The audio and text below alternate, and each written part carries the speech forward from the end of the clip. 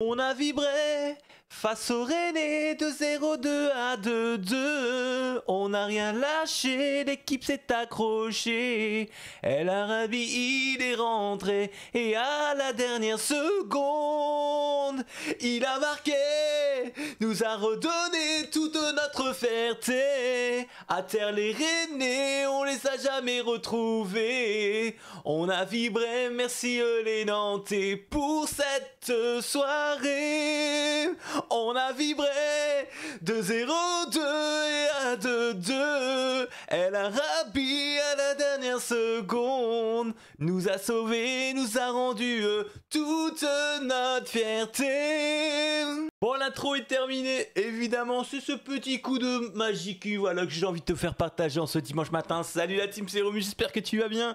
J'espère que mon intro aujourd'hui t'a plu, toujours un petit peu improvisé, bref. Les amis, aujourd'hui, je suis plutôt de bonne humeur. Évidemment, j'ai récupéré beaucoup d'énergie parce que quelle soirée folle hier qu'on a vécu en live. Mais quelle soirée, que tu sois au stade devant ta télé ou même avec moi sur la chaîne YouTube, c'était incroyable. Quel scénario! Nantes, Rennes, on va faire le débrief complet dans cette vidéo. Avant tout, on n'hésite pas, le petit like, le petit abonnement, ça fera vraiment plaisir et en plus c'est gratuit. Bon allez, on va parler le débrief les amis, restons concentrés un petit peu. Bah écoutez, première minute de ce match, j'ai bien aimé l'entame du FC Nantes où Nantes a montré on montrait de bonnes choses, on était percutant, on essayait de faire quelque chose. Avec une super occasion, je crois que c'était à la 5e minute, Abin qui avait anticipé une longue course sur un long dégagement de Lopez, la tête pour prolonger pour Mostafa Mohamed. Et là, premier crack, première fois du match, commence à m'énerver Mohamed, qui se retrouve quasiment seul face au gardien. Au mieux de prendre son temps, contrôler, frapper, il essaye de la reprendre comme ça, alors que le ballon est en air, pour essayer de lober Brissamba. Bref, totalement dévissé. Et là, je me suis dit non, tu commences pas comme ça, tu pouvais mieux faire. C'était la première occasion du match. Et on aurait pu déjà mener 1-0, ça n'a pas été le cas. Rennes, au fur et à mesure, a pris un petit peu les choses en main, dominé les passes. Et également, les quelques occasions chaudes a eu lieu avec une reprise de Le Paul qui était dévissée juste à côté du deuxième poteau de Lopez. Et également Rouault, deuxième poteau qui ne cadre pas. Ça a commencé à chauffer un petit peu, Nantes qui reculait. Et là, il y a eu un penalty gag, encore une fois, vive l'arbitrage français, même si... On a vu un petit peu le même scénario face au Real Madrid avec Marseille. Un tacle glissé, bras collé au sol, donc tu peux pas faire mieux pour Tilel Tati. La balle lui rebondit. Là, je me suis un peu fait mal d'ailleurs. Penalty. Alors là, bientôt il va falloir couper les bras pour pouvoir jouer au foot. Je sais pas comment on va faire, mais un penalty gag. Pour moi, penalty plus que litigieux de monsieur l'arbitre, il aurait pu aller checker la VAR, je ne sais pas ce qu'il a été faire. Bref, il accorde le penalty sur un temps fort du Stade Rennais. Il fallait pas plus pour lancer cette équipe du Stade Rennais. Ludo Blas qui transforme ce penalty, il ne célèbre pas. Merci Ludo évidemment pour ce respect vis-à-vis de Nantes de ne pas célébrer ce penalty. Ludo Blas qui a été un des acteurs majeurs de cette première période du côté Stade Rennais avec un certain Vatin Rongier. Du côté du Stade Rennais. Bref, Nantes, généralement depuis le début de saison, Nantes est menée, Nantes se casse la gueule, Nantes est pas loin de prendre le deuxième. D'habitude, ça se fait pas. Nantes, malheureusement, craque, débordement de Seydou côté de Nicolas Kozza. La profondeur, le centre au poids de penalty. Ni Awaziem ni Tati étaient présents dans cette surface. Le Paul qui récupère 2-0 en 6-7 minutes de temps. Bref, à la 35e minute, j'étais abasourdi, j'étais énervé, j'étais explosé. Bref, il y a des shorts qui sortiront cette semaine, des meilleurs moments de ce live. Ça a été une mi-temps catastrophique côté nantais, incapable de réagir. On était dans l'impuissance. Retour au vestiaire, c'était bien la première fois de ma vie que j'attendais avec impatience la mi-temps, tellement j'avais ce côté de seum, mais en même temps de colère en moi qui n'arrivait pas à se calmer par rapport à la prestation et l'importance de ce derby. On voulait une réaction dans cette deuxième période. Et ça a secoué dans les vestiaires. El Arabi a confirmé. Le coach a arrivé, il a pris les joueurs un petit peu et il les a dit à un moment, il va falloir me poser vos couilles sur la table. Désolé les jeunes s'il y a des... pour ces propos, mais c'est un constat. Il va falloir se montrer un peu plus. Et les 45 deuxième mi-temps incroyable du FC Nantes, plus ou moins. Parce que Nantes est revenu avec de meilleures attentions. On a vu un Le Penant qui a été incroyable dans cette deuxième période. Mathis Abin dans le secteur offensif qui était le plus remuant dans l'ensemble. Mostafa très transparent, hormis sa première occasion à la 5e. Sinon dans l'ensemble du match j'ai trouvé transparent. Et sur les côtés, que ce soit Michael Lado, j'ai pas trouvé voilà, qui était percutant plus que ça. Il faisait des courses, mais je l'ai pas trouvé vraiment investi quand Nantes était en mission remontada, alias remontada pour ceux qui ont la ref. Bref, Nantes arrive à réduire le score en deuxième période avec un but un peu chanceux. Ce ballon arrive pour Matt Sabine qui veut tirer. Ça a été contré par la défense rennais. Ça revient dans les pieds de Junior Mwanga qui a été en deuxième période encore pour moi très intéressant, même très très bon. Il marque son premier but avec le FC Nantes. La révolte nantaise a eu lieu. Il a fallu avoir ce temps. On le sait généralement, quand tu es à 2-1, soit tu prends le troisième en contre, soit tu es capable peut-être de revenir à 2-2 s'il y a cet esprit. Et on y a cru. Nantes a poussé, Nantes a dominé, comme je vous dis. Le Penant a été incroyable dans cette deuxième période. Louis Leroux un peu mieux par rapport à la première qui était catastrophique, encore une fois, je trouve.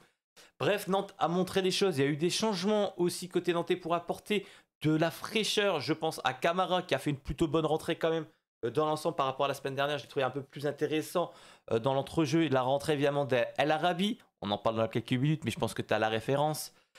Et également du côté nantais, replacement de la sortie de Tiletati, replacement de Jean Mwanga en défense qui a plutôt bien marché. J'ai bien aimé avec Chidozi à Oisième. Et latéral gauche, on a changé. Il y a eu encore l'Euro qui est venu. Et du coup, on a essayé d'apporter le maximum de poids offensif pour essayer d'aller chercher cette égalisation. Nous, on y croyait. Je me rappelle à mi-temps, on perdait 2-0. Je fais les gars, on va gagner ce match 3-2. Et ça aurait pu.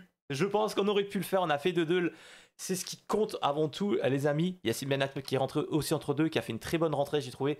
Bref, deuxième mi-temps, Ablin replacé dans l'axe. À un moment, c'était beaucoup mieux. El Arabi a apporté vraiment énormément dans ce match. À un moment, la 90e minute, Nantes qui pousse. Penalty du coup sur un corner, hein, je pense pour Nantes. Penalty concédé, faute logique de Hotbauer sur El Arabi. Le mal défendu, on va pas mentir, le point d'avant qui touche la cheville, c'est penalty. Là, on se dit, ça y est, je jubile pour la première fois. Je me dis, ça y est, les gars, on fait le 2-2, c'est bon. Ablin qui s'élance, Ablin qui tire. Manque peut-être de force, de précision, peut-être. Je pense qu'il a mis la précision à défaut de la force. Bref, Brissamba l'a calmé, il a stoppé. Et là, tout s'effondre pour moi. J'étais au fond de mon fauteuil, j'en pouvais plus. Je me dis, pourquoi la frustration, j'en perds même mes mots. Mais tu te dis, putain, on a fait une deuxième période incroyable. Rennes est sorti à les têtes une fois dans cette deuxième période. Bref, ils n'ont même pas été dangereux, sauf une fois avec la frappe de Seko Fofana, bien capté par notre gardien, qui s'est fait plaisir dans la deuxième période. Franchement, plutôt compliqué pour les Rennais parce qu'on a été largement meilleur. Je pense que l'impact de Rongier qui est sorti à la mi-temps a vraiment aussi bousculé cette équipe du Stade Rennais qui était complètement perdue. Et Nantes a enfin surtout gagné la bataille du milieu de terrain. Ça faisait du bien pour les Nantais qui étaient dominateurs. Bref, penalty loupé. Les Brissamba, ses coéquipiers, voilà, gros câlin parce que ça y est, on a gagné le match, c'est bon, même si on a fait une deuxième mi-temps pas très bonne. Nous-mêmes, on était quasiment résignés, mais je me suis dit, allez, il reste quelques secondes, on sait jamais, on peut y croire encore.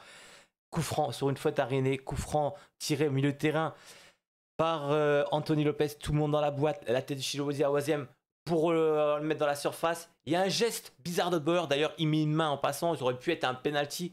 Monsieur l'arbitre laisse jouer. Ça retombe côté droit avec Radakovic du coup qui écarte sur Yassine Benatab. Yassine Benatab qui centre.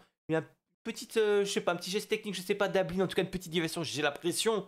En tout cas, c'est mon ressenti réel. Et là, bim, bam, boum, El Arabi, contrôle, frappe demi-volée, pleine lucarne, 90e plus 6, incroyable. Nantes a chaviré le stade, s'est levé, c'est l'ambiance des derbies, c'était fou, c'était magique, c'est tout ce qu'on aime dans le football. Il y a des shorts, évidemment il y en a sûrement un que tu as déjà vu qui est sorti, j'étais en transe, j'en pouvais plus, c'était... Voilà, c'est ça qu'on veut de Nantes. La réaction dans ce match, ça a été pour moi le point fort et je pense qu'il faut se servir de ça pour lancer notre saison. On était au fond du trou. En première période, on a su revenir à 2-2 dans ce match face à une équipe du Stade Rennais qui n'était pas une équipe low cost, on va pas se mentir. Une très belle équipe sur le papier.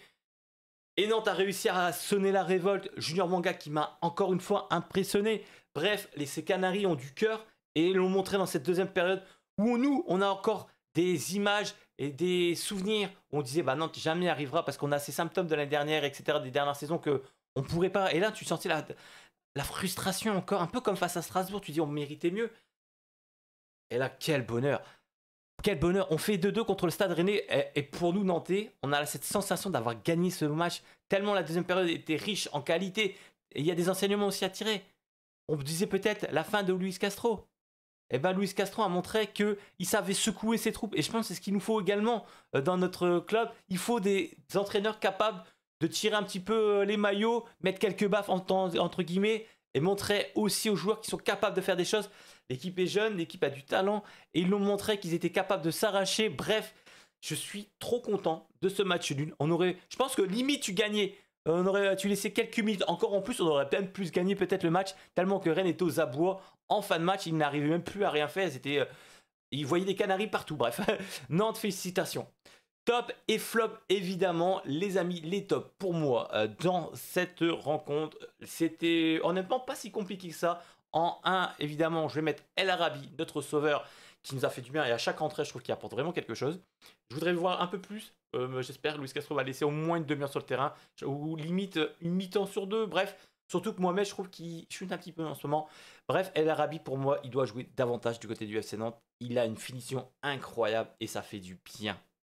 En deuxième top, Junior Mwanga, qui est pour moi un des meilleurs encore. Sur les 2 matchs, il m'a impressionné 2 fois. C'est vraiment une super recrue pour Nantes. Dommage qu'on a juste un seul prêt, mais bref, c'est un joueur de qualité, ça se ressent tout de suite. Et je suis trop content qu'il marque et sa performance, elle est superbe. Troisième pour moi, ce sera, malgré certains échecs, mais j'ai trouvé quand même assez percutant et intéressant. On va les mettre à 2 pieds. Ce serait Le Penant pour sa deuxième période qui est extraordinaire. Donc Le Penant, toujours pareil. En ce moment, cette saison, en tout cas, ce que j'ai l'impression, c'est soit tu es très fort, soit tu es très nul. C'est à toi d'équilibrer. La première il était catastrophique, la deuxième était exceptionnelle. Et le deuxième joueur associé au même niveau de top 3. Je mettrais Mathis Sablin, malgré le penalty loupé. J'ai trouvé quand même, il y a du mieux. Le repositionnement dans l'axe de Mathis Sablin, on sent que c'est quand même beaucoup mieux pour lui. Et il est beaucoup plus investi, même si voilà, ça me saoule un petit peu son penalty loupé. Mais on sent, en tout cas sur les buts et les réactions, on a senti que ça y est, il commence à redevenir, je suis nantais, je vais envie de m'investir. C'est cette sensation que j'ai eue après cette rencontre. Donc pour moi, voilà. Je le mettrais équivalent à Le Penant sur la 3e marche, à lui de monter au fur et à mesure. Mais en tout cas, il y a du mieux sur ces 2 derniers matchs. En flop, cette semaine, évidemment, je crois que je fais partie des joueurs que pourtant j'aime beaucoup, mais je suis obligé. J'ai vu que mes confrères ont mis un peu la même chose. Je pense à Rémi également, ou Arthur. C'est Thilel Tati qui est pour moi un fautif dans ce match. Beaucoup de pertes de balles, beaucoup de dégagement approximatif. Bref, Tati, jeune joueur, fort potentiel. On ne faut pas non plus le bâcher. Mais c'est vrai que dans ce match aujourd'hui, c'était trop de pression peut-être pour lui. Et ça a été compliqué cette rencontre. D'ailleurs, il est sorti, c'est pas anodin, même si la blessure, on n'en a pas évoqué dans ce débrief, mais Coquelin est rentré, il s'est reblessé 10 minutes après. Compliqué, Coquelin, malheureusement, son corps le lâche. C'est dommage parce que l'homme, je trouve que c'est un homme super. Et malheureusement, il n'est plus capable de jouer au football. C'est dommage. Heureusement qu'on a recruté évidemment Junior Manga pour anticiper les problèmes physiques de Francis Coquelin. Mais ouais, c'est frustrant de voir que le joueur a envie de kiffer et malheureusement son corps le lâche.